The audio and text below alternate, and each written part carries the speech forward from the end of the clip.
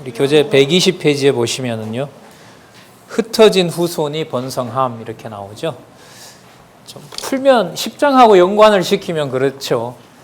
여호와 하나님께서 아담에게 했던 자손 땅 통치 언약을, 특히 이제 자손 언약을 타락한 후에도 노아에게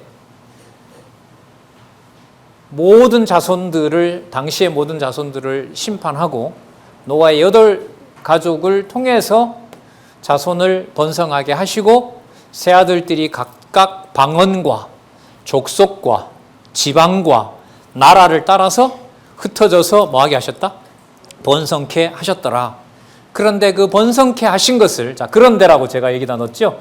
그런데 그 번성케 하시는 일을 여호와께서 이렇게 하셨다. 그게 11장 내용입니다. 볼까요? 자, 11장 1절에서부터 9절을 보겠습니다. 성과 대를 쌓아 흩어짐을 면하려는 인류를 지면에서 흩어버립니다. 자, 구음이 하나요.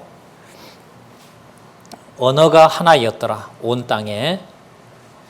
구음이라 이러면 여러분 이게 이게 입술 모양이 똑같은 거죠. 그러니까 우리가 아버지 할 때 아버지 모양이나 그 아프리카에 있는 누가 얘기할 때나 전부 다 똑같은 거예요. 근데 지금은 그게 달라졌단 말이에요. 전부 다. 자, 언어가 하나이었더라. 이에 그들이 동방으로 옮기다가 신할 평지를 만나 거기 거하고 서로 말하되, 자, 벽돌을 만들어 견고히 굽자 하고, 이에 벽돌로 돌을 대신하여 역청으로 진흙을 대신하고, 요즘도 거기에 여러분 석유 많이 나잖아요. 그죠? 석유의 그 골타르라 그럽니까? 그거 가지고 하면 얼마나 점점 더 굳어지잖아요. 시간이 되면. 자, 그런 걸 가지고 이제 성과 대를 쌓는 거죠. 거기 보면 하늘에 닿게 하여 우리의 이름을 내고 온 지면에 흩어짐을 면하자 하였더니, 자, 5절에 보시면 여호와께서 인생들이 쌓는 성과 대를 보시려고 강림하셨더라. 마치 그 아담과 하와가 범죄하고 난 다음에 그들에게 여호와께서 오시는 것하고 비슷한 상황이죠. 여호와께서 가라사대 이 무리가 한 족속이요 언어도 하나이므로 이같이 시작하였으니 이후로는 그 경영하는 일을 금지할 수 없으리라. 자기 마음대로 이제 막 하게 된다는 거죠. 생각한 대로 이루고 이렇게 된다는 겁니다. 자, 우리가 내려가서 거기서 우리는 여러분 삼위일체 이렇게 생각하시지 말고요.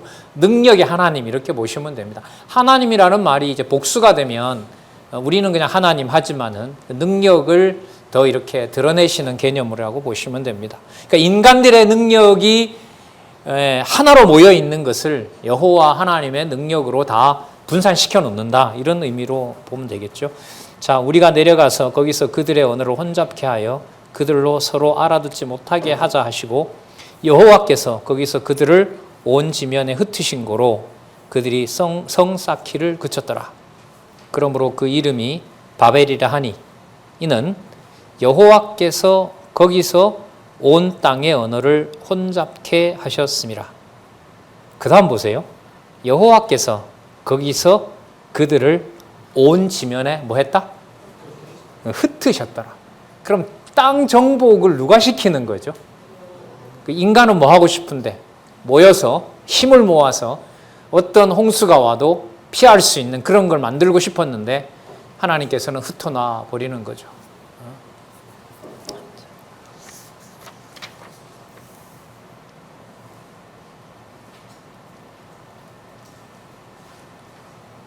여러분 지금 여기 보시면은요, 이 바벨탑 사건이라고 하지만은요, 바벨탑 사건은 11장 1절에서부터 9절밖에 없어요.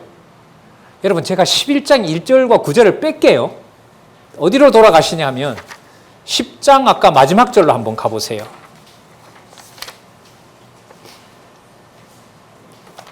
10장 마지막 절요. 10장 31절. 이들은 셈의 자손이라 그 족속과 방언과 지방과 나라대로였더라. 이들은 노아 자손의 족속들이요 그 세계와 나라대로라. 홍수 후에 그들에게서 땅의 열국 백성이 나뉘었더라. 11장 10절로 가겠습니다. 11장 10절로 가서 읽을 테니까 연결이 되나 안 되나 보세요. 셈의 후에는 이러하니라. 조금 전에 봤기 때문에 잘 안 잊혀져요. 자, 빼시고요. 자, 다시 한번 읽어볼게요. 제가 10장 31절. 이들은 셈의 자손이라 그 족속과 방언과 지방과 나라대로였더라. 32절도 뺄게요. 그러면 이들은 셈의 자손이라 그 족속과 방언과 지방과 나라대로였더라. 1장 10절. 셈의 후에는 이라. 그래서 셈의 후에는 이러하니라. 연결돼요, 안 돼요? 그럼 뺄까요? 뺄까요, 이거? 안 빼려면 뭘 설명해야 돼? 못 빼게 하려면 뭘 설명해야 되냐면 왜 셈 얘기가 이어지다가 중간에 바벨탑 얘기가 들어갔느냐, 이걸 설명을 해야 돼요. 아까 우리 집사님 아까 말씀하셨지만 배 집사님 얘기 어떤 방송을 봤는데 신학 교수가 나와서 창세기 1장부터 11장까지는 그 신화니까 빼야 되고 실제로 구약 내용은 창세기 12장부터 나온다고 그렇게 들으셨다고 그러더라고요. 당연하죠.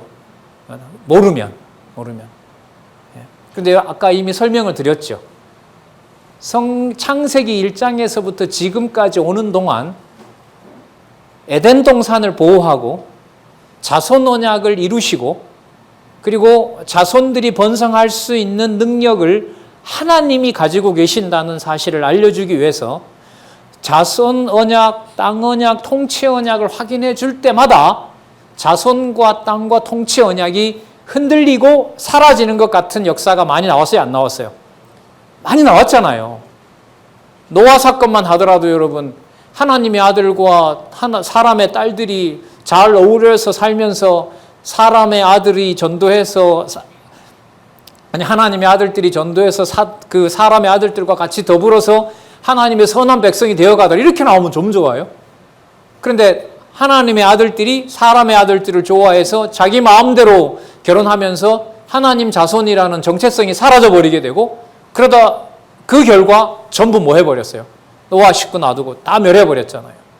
목적이 어디에 있는 거죠? 왜 다 멸해버렸죠? 이유가 어디 있어요? 하나님이 언약하신 것을 하나님의 방법대로 이루신다는 거예요. 그럼 지금 이걸 여기다 넣으면 딱 맞는 거죠. 셈의 자손은 내가 선택한 민족인데 셈의 자손들의 번창을 누구 방법대로 한다? 내 방법대로 할 것이다. 그리고 셈이 왜 거기에 그렇게 셈족이 모여 살아야 되느냐? 그것도 왜 그런 언어를 쓰면서 그런 땅에 그렇게 살아야만 되느냐? 왜 본래는 갈대아 우르에서 살고 있던, 그러니까 지금 이렇게 되는 거죠. 이라크 지역에 살고 있었던 이란 쪽까지 내려오겠네요. 그러니까 이라크 지역까지에 살고 이란 지역에서 살고 있었던 아브라함의 조상들을 왜 어디로? 가나안으로 불러들이느냐? 왜 그곳으로 옮겨 놓으려고 했느냐? 그 모든 일들의 목적을 땅 언약을 누가 이루시는 것이죠? 여호와께서 이루시고 누구 방법대로? 당신의 방법대로. 자손 언약은 어떻고요? 나중에 아브라함의 이 내용에 들어가면 진짜 아브라함 내용은요 꼭 순서대로 알아야 돼요. 아브라함을 제일 잘 아는 것 같은데요, 아브라함을 제일 모르는 내용인 것처럼 보여요. 제가 볼 때는 한국교회에서 가장 많은 설교를 하고 있는 것이 아브라함 내용인데, 제가 과거에 이제 우리 공부했던 사람들한테도 제가 한번 이렇게 물어봤는데요. 저도 물론 몰라서 좀 알고 난 다음에 그렇게 했지만은 아브라함 관련된 사건들이 창세기 12장에서부터 20장까지잖아요. 얼마 안 돼요, 그거 사실. 10년, 20년 신앙생활 한 거로 보면. 그런데 무슨 내용이 무슨 다음에 나오는지 잘 몰라요. 심각한 내용인 것 같아요, 제가 볼 때는 이게. 근데 그 내용 속에 아브라함을 선민의 열조로 삼아서 자손 땅 통치 언약을 하나님이 앞으로 이루어 가시겠다고 하는 원리가 다 나오거든요. 핵심적인 개념들도 다 나오고. 자, 그건 좀 이따 이제 살펴볼 건데요. 자, 여러분 지금 보시는 대로 11장 1절에서부터 9절까지 내용을 빼낸다 해서 셈족으로 하나님의 언약을 이루어 나가는 택한 민족을 뽑아내신다는 거 이해하는데 문제가 있다 없다? 없다. 그러면 답을 해야죠. 왜 넣겠어요? 왜 넣겠어요? 그렇죠. 언어를 혼잡하게. 그러면 왜 언어를 혼잡하게 했죠? 흩어지게. 왜 흩어 놓았죠? 그렇죠. 왜 흩어 놓았냐 하면 땅을 뭐하고 정복하고 흩어져서 번성하고 그리고 또 종족대로 모여야 되고 영토별로도 모여야 되고 뭐도 이루어야 되고 나라도 이루어야 되고 그런데 그 방식을 하나님께서 셈에게는 무슨 축복을 준 거죠? 여러분 셈이라는 뜻이 무슨 뜻이라 그랬어요? 이름이라는 셈이라는 말 자체가 이름이에요. 그럼 누구 이름을 둔다고? 여호와 이름을 둔다고 노아를 통해서 약속하셨잖아요. 그걸 이루셔야 되는 거죠. 그러면 아까 보세요. 야벳족은 아까 뭐예요? 창대하죠. 그리고 함족도 보면 어떻게 돼요? 진짜 아까 거인들이 등장하잖아요. 그렇게 거인이 등장하지만 야벳족의 지배를 받아야 돼요. 함족은. 인류 역사가 그랬고요. 셈은 누구 쫓아가도록 되어 있어요? 여호와의 이름만 보고 가도록 되어 있죠. 자, 그렇게 하도록 하기 위해서 여호와 하나님의 이름을 여호와라는 이름을 그 입에 담아두고자 여호와의 이름을 담아주는 종족 셈의 후손들 가운데서 셈의 후손이라고 다는 아니에요. 아까 여러분 동생들이 있고 하잖아요. 형제들이 많잖아요. 형제들 중에 뭐 할게 또 골라내는 거죠. 골라 뽑아내고 해서 야벳 이후에 그 셈 이후에 노아가 등장하고 노아 다음에 누가? 아브라함이 등장하는 거죠. 그러면 여러분 11장 10절부터는 누구 얘기가 나올까요? 셈 이후에 누구까지? 노아까지는 나왔으니까 아브라함까지 내용이 11장까지 나오는 거예요. 그래서 11장 1절에서부터 9절까지 나타난 언어를 혼잡케 해서 온 인류를 지면에 흩어놓는 것은 셈족에게 했던 여호와의 이름을 어느 족속이 여호와의 이름을 부르도록 하는 노아에게 언약한 대로 셈의 족속이 여호와의 이름을 부르도록 하기 위해서 여호와 하나님께서 한 곳에 모아놓지 않고 전부 뭐한 거다? 흩어놓는 사건이 창세기 11장 1절에서부터 9절 사건이다. 더 간단하게 누구 이름을 누구에게만 부르게 하려고? 여호와의 이름을 누구에게? 셈족에게만 부르게 하려고. 그래서 11장 1절에서부터 9절까지의 무슨 내용이 나온다? 함께 살지 못하게 했다. 함께 살지 못하게 했다. 함께 살면 다 불러야 되잖아요. 지나내나. 누구나 다 누구 이름 불러야 돼요. 여호와 이름 부를 수 있게 해야 되잖아요. 근데 그렇게 하지 않으시는 거죠, 하나님께서. 자.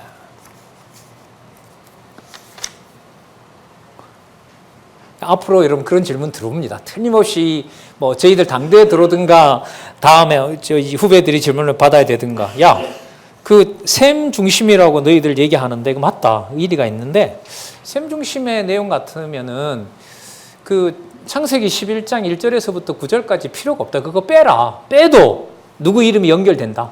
누구 중심의 그 계보가 이해가 된다. 이어진다. 셈족 중심이 이해된다. 그러니까 그걸 빼도 되지 않느냐라고 했을 때 모르면 대답 못해요. 대답하면 성경의 연결성, 논리적 통일성이 확정되는 거예요. 자, 아마 한 달 동안 11장 1절에서부터 9절까지 읽고 고민하신 분들은 조금 도움이 되셨으리라 생각합니다. 성경 읽으라는 얘기를 희한하게 돌려서 이렇게 자, 11장 10절에 볼까요? 셈의 후에는 이러하니라. 자, 거기도 다 볼 수가 없고요. 아쉽지만은 중간중간에 좀 볼게요. 셈의 후에는 이러하니라. 자, 여러분 어디로 가시냐면 16절 가볼까요? 누가 나옵니까? 에벨이라는 자가 나오죠? 예, 에벨 그 다음에 참 하나 짚고 넘어갈게요. 11장 그 10절에 셈의 후에는 이러하니라 해서 후에라는 말 있죠? 이게 무슨 낱말일까요? 이게 털레도트예요. 또 나와요, 여기. 털레도트. 그러면 이 셈의 후에라고 했을 때 후에라는 말이 이게 톨레도트예요. 그러니까 뭘 포함하냐 하면 권사님 말씀하신 대로 자손이 들어가요. 근데 자손만 얘기하는 게 아니에요. 자손이 여호와의 언약하신 대로 그대로 이루어졌다는 의미가 톨레도트라는 말이라고요. 자손이 들어가는 거예요. 자손이라는 의미가 틀렸다가 아니에요. 그러니까 자손이 나오긴 나오는데 그 자손이 여호와께서 언약하신 대로 이루었다라는 말이 여러분 후예라는 말입니다. 대략이다. 그러니까 여러 말로 번역이 되는 거예요. 여러 말로 번역이 된다는 말은 하나의 의미를 담고 있다는 걸까요? 여러 가지 의미가 복합되어 있다는 걸까요? 복합되어 있다는 거죠. 그걸 지금 말씀하셔서 답을 드리는 거예요. 자손을 포함하는데 여호와가 언약하신 대로 이루셨다는 의미가 바로 뭐다? 톨레도트다. 톨레도트. 이거야말로 여러분 신학 학위 논문감이 되는 겁니다. 얼마든지 연구 논문감이 돼요. 그러면 여러분 나중에 여기서 답을 찾을 수 있어요. 마태복음 1장 1절이 무슨 내용이죠? 아브라함과 다윗의 자손, 예수 그리스도의 세계라 했죠. 여러분 그 세계가 제가 봤을 때는 분명히 그건 톨레도트예요. 그러면 여러분 거기에서 자 단지 예수님의 족보를 얘기하기 위한 겁니까? 아니면 예수님의 족보를 통하여 구약에 언약하신 것을 그대로 성취했다는 것을 확증하기 위한 겁니까? 그러면 계보라는 말을 단지 자손의 계보만 말하기 위해서 쓰는 것이 아니다. 누구의 이름이 꼭 들어가야 된다. 그렇죠. 그 말이 여러분 마태복음 1장 1절에 있는 계보라는 말이 지금 여러분 읽었던 후예라는 말 반드시 뭘 포함하는? 자손을 포함하는. 이런 거는 앞으로 우리가 좀 성경에 풍부한 바탕을 두고요. 창세기서부터 그 무엇인가가 바로 그런 논문인데 사실 우리 원로의 연구 가운데 무엇인가 40여 개가 사실 생명이란 무엇인가, 복이란 무엇인가, 언약이란 무엇인가 그런 어떤 류의 그 연구 방법이거든요. 아니면 우리가 이제 족보 관련된 내용을 창세기에서부터 저기 어디예요? 요한계시록까지 바탕이 되어 있다면은 쭉쭉쭉 뽑아내게 되면 여호와 하나님 계시 중심으로 쫙 연결할 수가 있는 거죠. 성경 내용이 안 되면 또 이런 재미는 없어요. 그래서 아직은 글쎄요 몇 살까지 시력이 있어서 책을 볼 수 있는지 뭐 기준은 없습니다만 80 되어가는 권사님들도 뭐 스스로하고 보시는 분도 있긴 합니다만은 한번 너무나 멋질 것 같지 않으세요? 성경을 일일이 안 보고도 그동안 하나님 보게 했던 성경의 풍부한 내용들을 가지고 서로 이렇게 토크를 하면서 누구 중심의 생각을 해간다? 여호와 중심의 생각을 하고 본문을 안 보고 본문의 바탕을 둔 생각을 가지고 얘기를 하잖아요. 그러면 눈으로 좁혀지는 것이 아니라 머릿속으로 여러분 그림이 그려져요. 엮이게 돼요. 집을 짓습니다. 그럼 누구 중심의 집을 짓겠어요? 여호와께서 살아계신 증거로서 집을 짓는 거예요. 그럼 그게 어디예요? 천국이에요. 천국이에요. 저는 이제 그걸 바라기도 하고 추구하는 거죠. 하나님 그렇게 해주셨으면 좋겠고. 아시는 대로 그 장안중앙교회는 노인복지관이 있잖아요. 예. 90대에 가는 권사님들이 있는데 놀라워요. 진짜 놀라워요. 몇 차례 수술, 백내장 수술을 하고 성경을 보려고 하고 처음에는 막 어렵다고 막 아이고 그냥 좀 쉽게 하면 안 되냐고 쉽게 믿으면 안 되냐고 하는데 5번, 6번 반복하고 본인 또 들으시고 그러다 보니 이제는 대화가 완전히 다른 레벨로 가버렸어요. 아, 그게 그거구나 이런 말을 많이 하세요. 요즘 여러분 아시는 거 대학반에서 요한복음 하잖아요. 얼마나 그 신성이 충만합니까?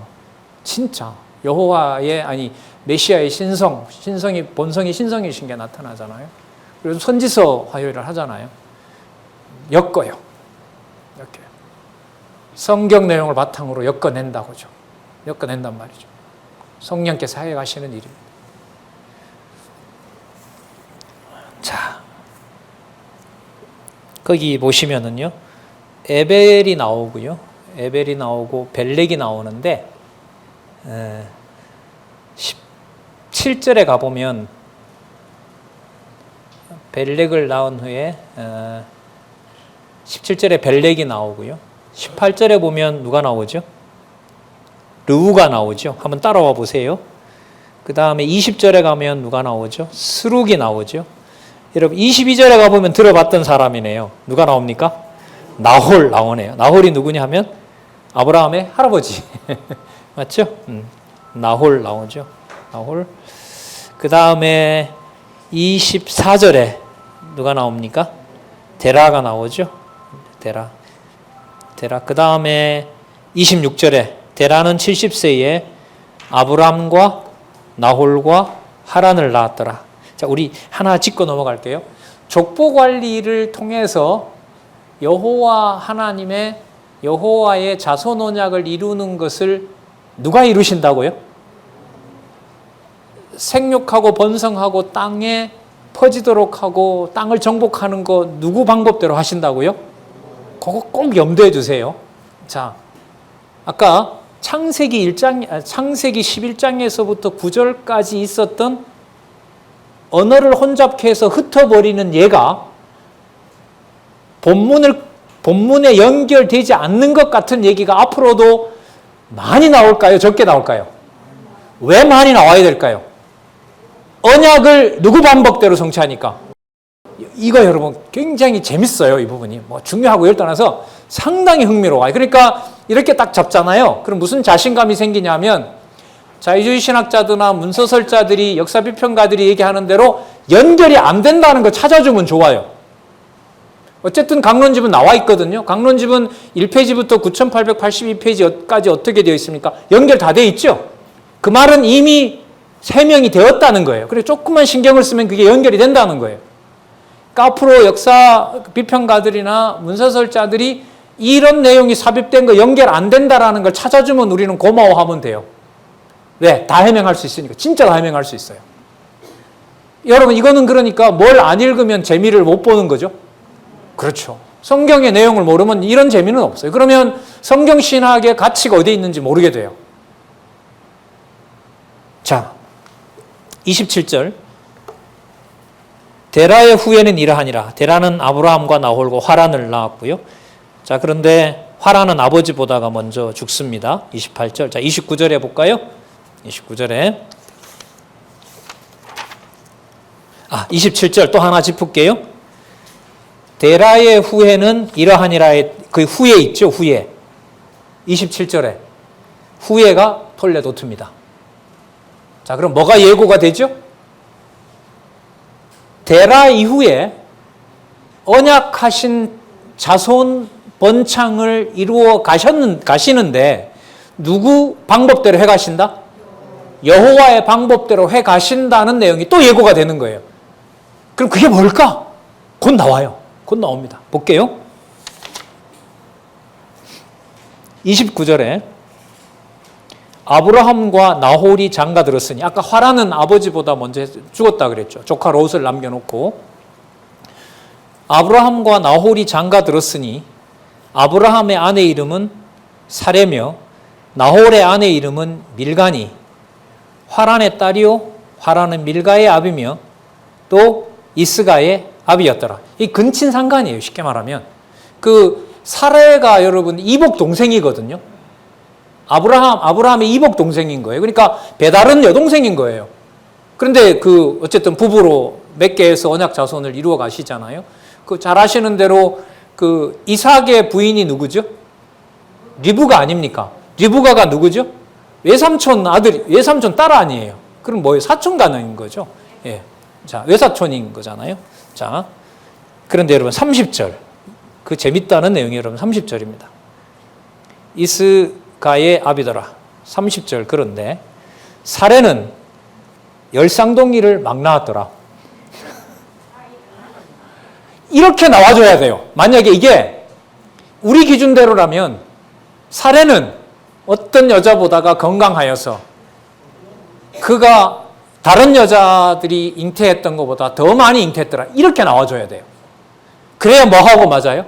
자손 번창을 셈족 이후에 아브라함에게 하나님께서 하셨다는 게 딱 와닿는 거예요. 그런데 반대말이 나와요. 뭐라고 나옵니까? 사레는 잉태하지 못하고 자식이 없었더라. 여러분 30절을 빼고 29절과 31절을 제가 읽어볼게요. 말이 되는지 안 되는지 한번 보세요. 화란의 딸이요 화란은 밀가의 아비며 또 이스가의 아비더라. 데라가 그 아들 아브라함과 화란의 아들 그 손자 롯과 그 자부 아브라함의 아내 사레를 데리고 갈대아 우르에서 떠나 가나안 땅으로 가고자 하더니 화란에 이르러 거기 거하였으며 데라는 205세를 향수하고 화란에서 죽었더라. 그러므로 아브라함에게 연결된다. 이렇게 가면 돼요. 그럼 여러분 여기서 사레가 잉태를 하건 못하건 간에 중요해요, 안 해요? 내용의 연결로 보면 데라가 갈대아 우르에서 나와서 화란에서 죽었고 그 다음에 그 아들 누구죠? 화란이라는 그 지역에서 아들을 남겨놓고 죽었고 남아있는 누구죠? 아브라함과 누구를 데리고? 예? 아브라함과 나홀은 또 등장 안 해요. 그러니까 아브라함과 롯을 중심으로 데라가 후손이 이제 이어졌더라. 이렇게 가면 되는 거죠. 그 후손의 연결에만 초점을 맞춘다면 사라가 잉태를 한다 못한다 그런 내용은 당연히 사라는 뭐 해야 돼요? 당연히 아이를 낳고 잉태를 할 수 있어야 되겠죠. 그러니까 굳이 사라가 잉태를 못하더라라는 내용은 자손을 이어가는 데 있어서 유익한 정보예요? 아니면 유익한 정보가 아니에요? 유익하지 않은 정보인 거죠. 네. 그래서 아까 제가 처음에 얘기했던 대로 더 많이 생육하고 번성했더라 이렇게 나와주면 그런가 보다라는 건데 맥이 딱 끊어져요. 뭐 하지 못하더라? 잉태치 못하더라. 그러면 여러분 조금 전에 11장 27절에 데라의 후예는 이러하더라. 자, 그럼 제 이 사례를 넣어서 읽어볼게요. 연결을 이렇게 해볼게요. 데라의 후예는 이러하더라. 데라는 세 아들이 있었는데 하나는 죽고 아브라함에게 그 후예가 태어나더라. 그 후손이 태어나더라. 그런데 아브라함의 아내 사레는 잉태치 못하더라. 그러므로 후손이 이어진다, 안 이어진다? 안 이어진다. 이렇게 가야 되는 거예요. 왜? 아브라함에게 모여진 자손 언약은 부인인 사레가 뭐 하니까? 잉태치 못하니까. 그러면 자손 언약을 이루어 나간다는 말이 성립할까요? 안 할까요? 안 하는 거죠. 그래서 여러분 이 11장에서 여기서 딱 끝내버리면은 내용상으로 보면 더 이상 진척을 할 수가 없어요. 근데 우리는 이미 알고 있죠. 아벨이 형의 손에 죽었지만 하나님께서는 누구를 주고? 셋을 주고 셋을 줬는데도 사람들이 두려워서 여호와 이름을 못 부르게 했지만 셋 이후에 누구를 주니까? 에노스를 주니까 사람들이 비로소 누구 이름을 불렀더라? 여호와 이름을 부르게 했다. 그러면 누가 누구의 이름을 부르게 하시는 거죠? 여호와께서 여호와의 이름을 부르게 하는 겁니다. 그래서 그런 말씀 드렸죠. 10계명 제1계명 나 외에 다른 신을 두지 말라. 나를 위하여 우상을 만들지 말라. 너를 위하여 우상을 만들지 말라. 내 이름을 망령되이 일컬지 말라. 여호와의 이름을 망령되이 일컬지 않도록 하는 분이 바로 누구라고 할 수 있습니까? 여호와이신 거죠. 여호와의 이름을 그러니까 누가 관리하세요? 여호와께서 하시는 거죠. 만약에 여기서 잉태치 못하였더라라는 것에 끝이 나버리게 되면 여호와는 여호와가 될 수가 없는 겁니다. 그러면 벌써 예고가 되겠네요. 이미 우리가 앞에서 살펴봤던 대로 에덴 동산에서 추방당해서 사단의 종로를 타면서 살아가야 되는데 의로운 자녀 아벨이 태어나게 했고 태어난 아벨이 잘 치는 줄 알았더니 형의 손에 맞아 죽고 형의 손에 맞아 죽어서 여호와 이름이 끝이 난 줄 알았는데 셋을 주고 에노스를 줬고 셋과 에노스 이후에 생육하고 번성을 해서 여호와 이름이 창성하는 것 같은데 그 자손들은 사람의 아들인지 사람의 아들인지 하나님의 아들인지 구분이 안 될 정도로 전부 타락시켜서 전부 멸해버리고 그래서 여호와 이름이 사라진 것처럼 보였는데 아브라함의 가족 중에서 가족 8식구를 자손 번창의 씨로 삼으시고 그 가운데서도 형제들의 관계는 지배 관계를 만들어서 셈족 중에서 여호와 하나님의 택한 백성이 나도록 준비하셨단 말이죠. 그런데 여러분 죄송합니다. 그런 데가 아니네요. 그러므로 아브라함에게 해주신 자손 언약은 누구의 방법대로 이루어져야만 된다? 여호와의 방법대로 이루어져야만 된다.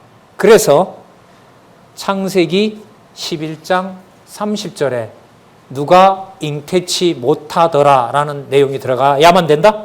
사례는 잉태하지 못함으로 자식이 없었더라라는 내용이 여호와의 능력을 위해서 반드시 들어가야 된다. 논리적으로 연결을 확증해 주는 내용이 바로 11장 30절이다. 동의하세요? 예. 여러분 이런 내용이 여기만 있을까요? 이게 계시록까지 나올까요? 그럼 다음부터 찾아오세요. 아니 진짜 많아요. 사도행전요? 예루살렘에서부터 하나님께서 복음 창대한 복음이 전해진다고 했는데 왜 사도들을 다 죽이는데요? 고난 가운데 놓고 왜 다 쫓아내는데요? 네? 전부 다 그래요. 여러분 2000년 교회사가 왜 그렇게 처참한데요? 한국 교회사 140년 아직도 여러분 지척에는 아직도 복음을 전해준 그야말로 여러분 동포들이 있지 않습니까? 네? 기차 소리 빵 할 때 하나님 한번 불러보고 싶은 그런 동포들이 있잖아요. 지체들이 북녘이 있지 않습니까? 왜 꼭 그런 식으로 하나님의 교회를 세워가냐는 말이에요. 지금도 믿음을 안 주면 진짜 불만이 많아요. 말로만 이렇게 하는 것으로는 위로가 안 되고요. 속에서 그냥 너무 힘들어요. 이렇게 전한다라는 게 왜 기쁨이 안 되니까. 해소가 안 되는 상태에서 정보만 전달한다는 게 얼마나 진짜 인간적으로 할 짓이 아니잖아요, 그것도. 근데 성경은 그게 괴로워서 성경을 보면 하나님 살아계신 존재를 확증하는 방법이 반드시 11절에 사례는 잉태하지 못함으로 자식이 없었더라는 내용이 반드시 들어가게 되어 있어요. 이걸 여러분들이 성경을 내용의 통일성으로 확증해 나가는 데서 좀 확인을 많이 하셨으면 좋겠어요. 그래서 좀 시간이 지나서 여러분들이 저랑 얘기할 때 여기도 있습니다. 여기도 있네요. 그럼 다 있네요. 그래서 성경은 누구 중심의 인간 문서가 아니라 인간 중심의 인간의 문서가 아니라 하나님 중심의 여호와 계시 기록이다. 여호와의 특별 계시이다. 이걸 확정하셨으면 좋겠습니다. 그래서 제 기억으로는 지금 1장에서부터 11장까지 그런 사건이 없는 것이 없었어요. 창조 다음에 뭐가 일어나죠? 타락이 일어나잖아요. 똑같아요. 자손 태어난 다음에 자손이 죽잖아요.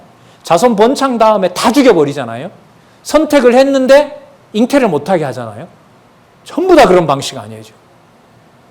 그러면 12장부터 나오는 선민 열조, 아브라함, 이삭, 야곱을 보통 얘기하잖아요. 아브라함, 이삭, 야곱으로 이어지는 선민 열조에게 메시아를 언약하는 내용도 언약을 분명히 성취해 가시는 분이 나오지만 반드시 그 방법은 누구 방법대로 하신다? 그걸 우리가 여호와의 그 속성 가운데 뭐라 그랬죠? 여호와께서 당신의 하고 싶으신 방법대로 한다는 걸. 그렇죠. 잘 아시네요. 그게 주권성이에요. 우리는 더 강하게 전통적으로는 절대 주권성이라 그러죠. 그러니까 이렇게 보시면 돼요. 지금 1장에서부터 11장을 보면 언약하신 대로 이루어 가시는 분 맞죠? 신실성이죠. 근데 신실하심을 확증해 주기 위해서 본인의 방법대로 하세요. 그거 뭐라 그랬죠? 주권성이라 그랬죠. 그러면 이 시간에 뭐와 뭐를 붙여서 생각을 하시면 좋냐면 언약을 이루어 가시는데 당신 방법대로 하신다. 이걸 고차원적인 하나님의 속성 개념으로 본다면은 신실성 되게 하기 위해서 뭘 쓴다? 주권성을 쓴다. 여러분 이 정도 되면 너무너무 성경의 어떤 본질에 가까이 와 있는 거예요. 핵심 속으로 들어와 있는 거예요. 그런 말 하기 쉽지 않거든요, 여러분. 신실하심을 위해서, 성실하심을 위해서 주권성을 반드시 쓸 때에 여호와 계시가 된다. 여러분 이렇게 압축해버리면 글쎄요.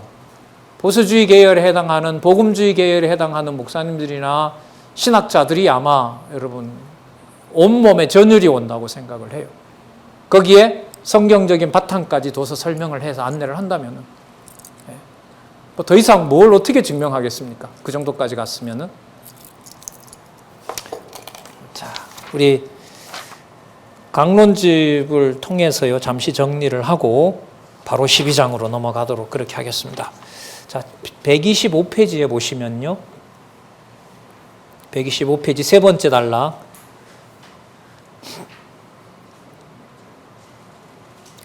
124페이지 이거 설명 좀 하고 갈게요.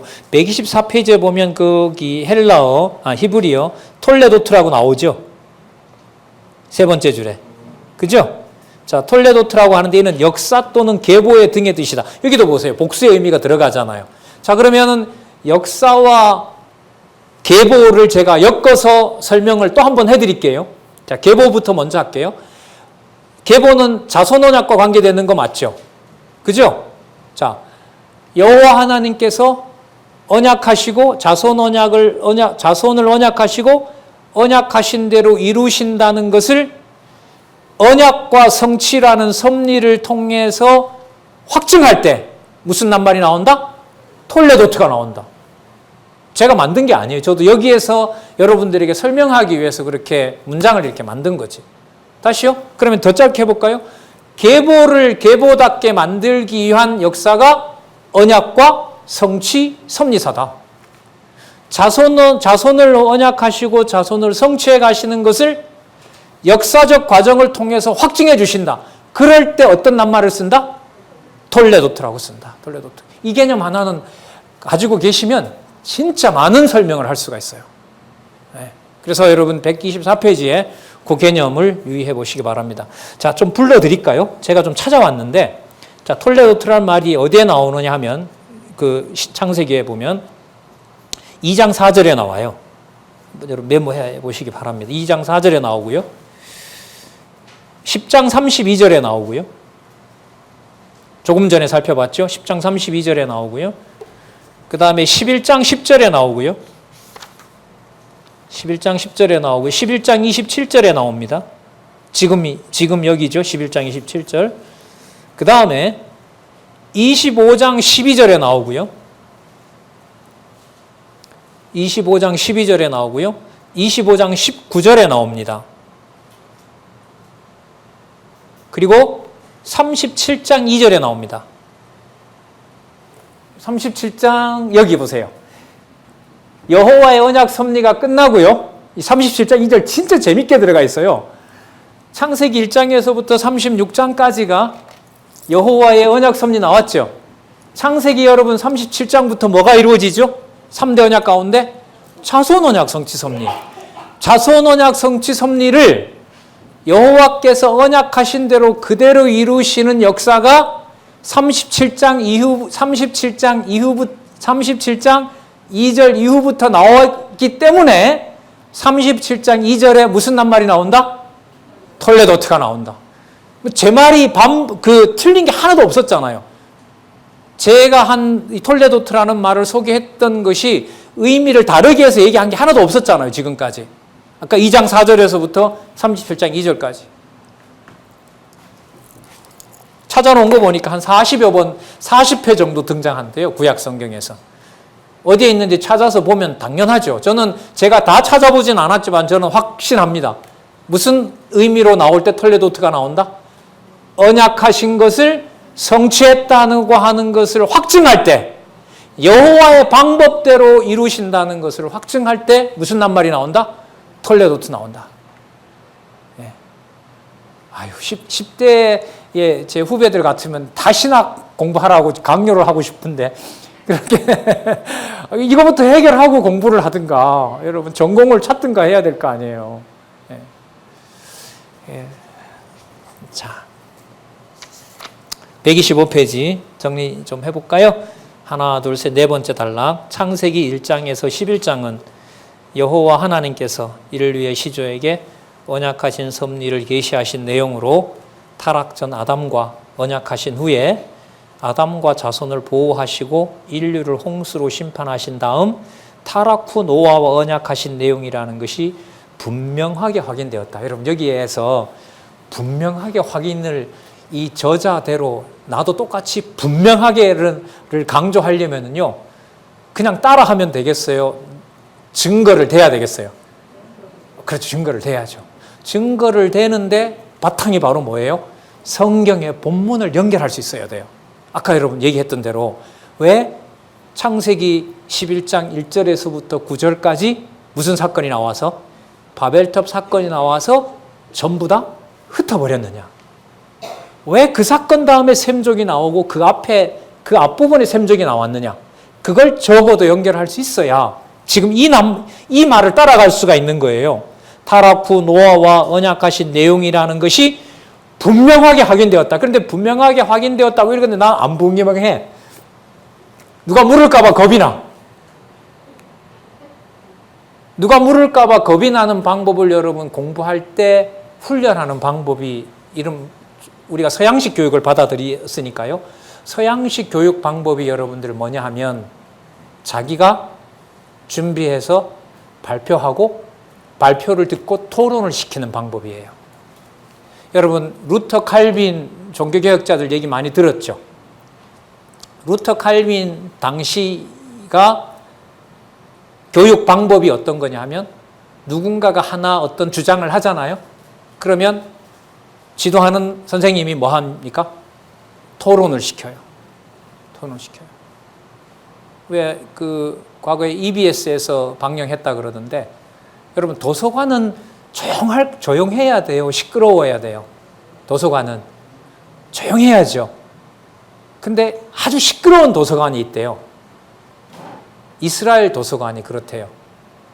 이스라엘 도서관은 그야말로 뭐 조용한 곳도 있겠죠. 자, 토론하기 때문에 시끄러운 거예요. 토론하다가 밀려요. 그럼 가서 뭘 찾아보고 와요? 책 찾아보고 다시 붙어요. 예. 그래서 여러분 이 성경신학, 성경이 강론집, 성경신학 총서가 기록되는 과정을 보면은요, 하나님께서 1987년 그 성경 개론이 나오기 전에 무슨 사건이 있었죠? 총회 산하에 있었던 경기노회가 지금 이 저자를 뭐로 해버렸어요? 이단으로 정죄해버렸죠. 뭐를 안 할 수가 없어요? 결과적으로 하게 된 거지만 항소를 안 할 수가 없죠. 성경적으로 내 주장이 맞는지 아닌지를 해야만 되죠. 그렇게 시작했잖아요. 그 다음에 이제 곧 완결판이 나오지만은 성경신학 개론이 쓰여질 89년, 90년도에 장안중앙교회에서 무슨 일이 벌어지죠? 교회가 갈라지죠. 교회 분열이 생기죠. 그리고 공부했던 그 연구, 주로 목사님들 중심으로 공부했던 내에서 분열이 일어나게 되죠. 잘 아시는 대로 여러분 10여 년 전에 성경신학 총서가 완결될 무렵, 여러분 성경신학 총서가 2014년에 완결이 됐거든요. 그래서 요한계시록이 2014년에 쓰였어요. 그로부터 1년 후에 여러분 아시는 것처럼 뭐 해버립니까? 하나님이 갈라버리잖아요. 연구원들. 그리고 교회 갈라버리잖아요. 그리고 4, 5년 사이에 가장 큰 변화가 뭐였습니까? 우리 이 포항성진교회도 마찬가지고요. 다른 지방교회도 마찬가지고 뭘 보기 시작해요? 성경을 바로 못 보니까 성경 강론집 보기 시작했죠. 광주 같은 교회는 한 2, 3년 앞섰어요. 거기는 2012, 13년경부터 지금부터 10년 전에 사랑방 공부 모임이 생겼어요. 왜? 목사가 가버리니까. 목사가 가버리고 장로님들은 준비가 안 됐으니까. 그 이후에 아까 말씀드린 것처럼 다 흩어놔 버리죠. 포항성진교회도 쉽지 않은 일이 있었잖아요. 몇 년 동안. 그 사이에 가장 분명하게 드러난 그야말로 기독교 지도자협의회의 회회도 마찬가지고요. 가장 분명한 사건은 무슨 시간이 늘어났다는 거죠? 누가 뭘 해도 성경을 보는 시간이 늘어났다는 거죠. 그리고 여러분 이것보다 고마운 게 더 있을까요? 그럼 앞으로 여러분 가장 좋은 일이 벌어진다면 뭘까요? 여러분들과 제 후배가 제 자녀들에게 신앙생활과 관련해서 가장 귀한 일이 벌어진다면 우리가 성경 보던 것보다가 더 많은 시간, 더 확증을 가지고 보는 거 아니겠습니까? 그죠? 그러면 하나님께서 지금 섭리하시는 내용들 속에서 아주 간단한 것 같지만 창세기 1장에서부터 11장까지는 여호와 하나님께서 인류 시조와 언약한 대로 반드시 그대로 이루시는 여호와이십니다라는 게 분명히 확증되었다라는 말을 같이 뭐 할 때? 같이 뭐 할 때요? 같이 고백하고 같이 확증할 수 있을 때. 그게 가장 기쁜 거 아니겠습니까?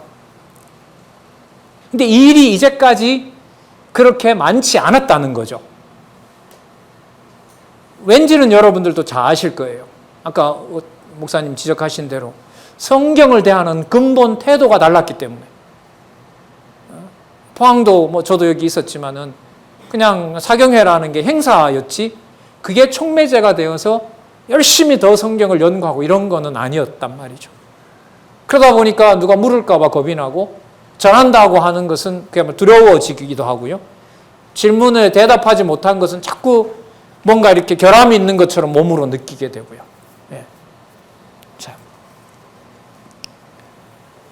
분명하게 확인되었다. 이러한 계시는 여호와 하나님께서 창세전에 작정하신 영원한 뜻에 따라 언약하신 말씀에 바탕을 두고 있다. 성경신학의 가장 중요한 게 성경의 연결을 동시에 어디로 가져간다? 창세전 영원하신 여호와의 존재로 데리고 간다. 그러니까 현재 말씀을 깨닫는 여러분들과 저의 토대와 근거는 창세전 여호와 하나님의 작정 안에 있다는 거죠. 이런 얘기들이 앞으로 점점 더 많아질까요? 점점 더 사라질까요? 사라지죠. 왜? 창세전 비밀을 과학자들이 푼다고 하니까 뭐 실제로 만들어내기도 할 것 같아요. 뭐 남자 여자 없이도 뭘 만들어내니까 생명체 만들어내잖아요. 승것과 암것 없이도 만들어내잖아요. 세포를 떼다가 만들어내고 있지 않습니까? 그러니까 성경이 거짓말이다라고 당장 공격할 거 아니겠습니까? 자, 그 다음 한번 볼까요? 영존하시는 여호와 하나님께서 실체적인 언약과 모형적인 언약 및 성취 섭리를 통한 언약 섭리를 특별히 계시하셨다. 이를 근거로 천지 창조 후에 인류의 시조와의 언약에 대한 섭리를 특별히 계시하신 것이다. 성경에 근거를 두고 이해를 하지 않으면은 이런 개념들도 쉽지는 않죠, 사실. 이는 마지막 아담 메시아에 의해 완전히 성취해 주실 언약에 대한 특별 계시이다. 따라서 신화가 아니다. 좀 자유주의 신학자들과 대항을 한다면은 따라서 창세기 1장부터 11장까지 내용은 절대로 신화가 아니라 정확무오한 하나님의 말씀이다. 자, 이상과 같이 여호와 하나님께서 인류의 시조에게 언약하신 목적은 자, 여기 성경 기록 목적이 나오죠. 영원하신 하나님의 존재와 속성의 영광을 선포하실 뿐만 아니라 인류의 시조에게 수립한 언약대로 만물을 그리스도의 발 아래 복종케 하심으로 택자들이 예수가 그리스도이심을 믿음으로 하나님이 언약대로 성취하시는 여호와이심을 깨달아 알고 경외하며 섬기게 하려는 데 있다. 지금 이 5줄을 일부러 끊지 않고 썼어요. 일부러.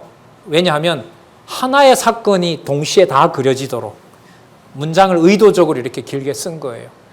그래서 지금 이 성경 강론집을 이렇게 이해해가는 그 공부 방법 중에 하나가 아주 상세한 부분이지만 우리 잘하고 있는 후배들을 위해서는 국어 공부도 잘해야 돼요. 국어 공부도. 문장을 따라올 수 있는 독해 능력이 이게 굉장히 필요한 거예요. 이게 성경이라는 게. 왜? 성경이 사실 처음서부터 끝까지 다 연결된다라는 말은 끊어진다는 거예요. 끊지 말라는 거예요. 끊지 말라는 거죠. 끊지 말라. 근데 요즘 아이들이 보는 시험은 쓰는 것보다가는 전부 다 뭐죠? 몇 개 중에 골라 뽑는 거다 보니까 어떤 사건을 이렇게 연결시켜 나가는 게 강하겠어요? 약하겠어요? 매우 약하죠. 매우 약하죠. 그래서 할머니 품에서 얘기들을 계속해서 끊임없이 쭉 이어주는 훈련은 엄마든 뭐 할머니든 할아버지든 간에 우리 성경 교육과 관련해서는 매우 유익합니다. 어제 어디까지 했지? 몰라도 기억이 나도 그 말은 필요해요. 옛날에 할머니 그 얘기해 줄 때 보면 저도 이렇게 생각을 해보면은 할머니 어제 그거 했는데 이러는 거죠. 그까지 했냐? 그럼 이제 그 다음에 이어서 이렇게 하는 거잖아요. 그러니까 할머니 레퍼토리가 어쨌든 다 듣고 나면 이렇게 사이클 할머니 머릿속에 있는 게 다 나오게 되면 이제 할머니 정보가 다 이제 바닥이 난 거죠. 그 사이에 나는 컸고 학교에 들어가고 뭐 그런 과정들이 있었잖아요. 그래서 지금 요런 방식이요.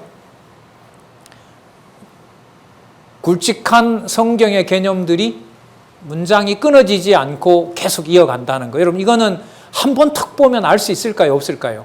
없어요. 그래서 이 강론집은요. 공부 교재임이 틀림없어요. 창세기 1장 11절 1장에서부터 11장까지 하고 이거 읽었고 이 내용은 나중에 창세기 12장에서부터 여기 12장에서부터 36장에 가도 이 얘기가 또 나오거든요. 여러분 같은 말이 나온다고 해서 의미가 같을까요? 다를까요? 다르죠. 조금 전까지는 어디에서부터 어디까지 바탕을 둔 거니까 창세기 1장에서부터 11장까지를 둔 것이고 말은 같지만은 앞으로 살펴볼 내용은 어디서부터 어디까지 12장에서부터 36장까지니까 내용이 다른데요. 내용이 다른데 위로 올라가면 점점 누구 중심으로 모아져요? 여호와 중심으로 모아지는 거예요. 그래서 어떤 좋은 방법이 있을까? 알고 계시면 혼자 알고 계시지 말고 좀 알려주세요. 어떻게 하면 짧은 시간에 간단하게 명쾌하게 두 번 다시 안 봐도 한 번만 보면 될 수 있게. 글쎄 성경이 그렇게 약속하고 있지 않으니까. 예, 우리 잠시 쉬셨다가요. 드디어 우리 아브라함 얘기 나오는 우리 12장 내용부터 다시 살펴보도록 하겠습니다.